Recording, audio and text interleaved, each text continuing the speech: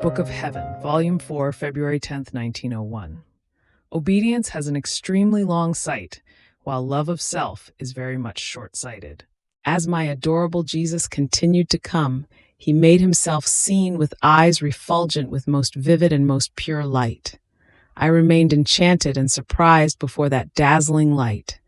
And Jesus, on seeing me so enchanted, unable to tell him anything, said to me, "My beloved, obedience has an extremely long sight and surpasses the very light of the sun in beauty and in sharpness.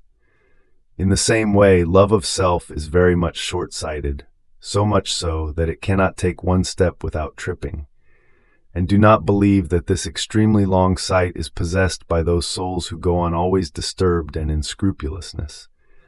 Rather, this is a net that love of self weaves around them, which being very short-sighted, makes them fall first, and then provokes in them 1,000 disturbances and scruples.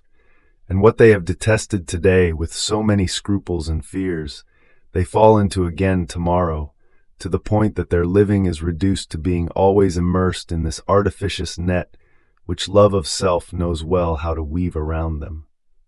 This, unlike the extremely long sight of obedience, which is killer of the love of self. Her sight is so very long and clear that immediately she foresees where she might slip, and with generous heart she abstains from it and enjoys the holy freedom of the children of God. And just as darkness draws more darkness, so does light draw more light. And this light arrives at drawing to itself the light of the Word, and uniting together, they weave the light of all virtues. Surprised on hearing this, I said, "Lord, what are you saying? To me it seems that scrupulous way of living is sanctity." And he, with a more serious tone, added, "On the contrary, I tell you that this is the true mark of obedience, while that is the true mark of love of self, and that way of living moves me more to indignation than to love. In fact, when it is the light of truth that allows one to see one's fault, be it even the slightest, there should be some emendation.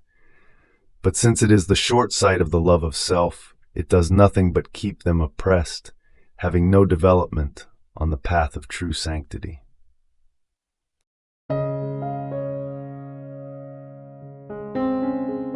Thank you for being a part of our community here at Divine Will app.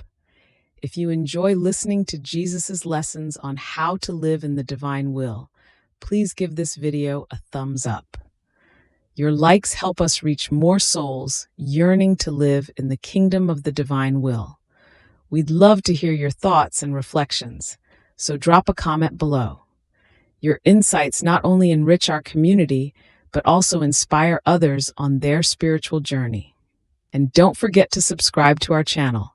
By joining us, you're helping to spread the news of the kingdom of the divine will, so that together we can bring his kingdom to reign on earth as it is in heaven. In the divine will, always.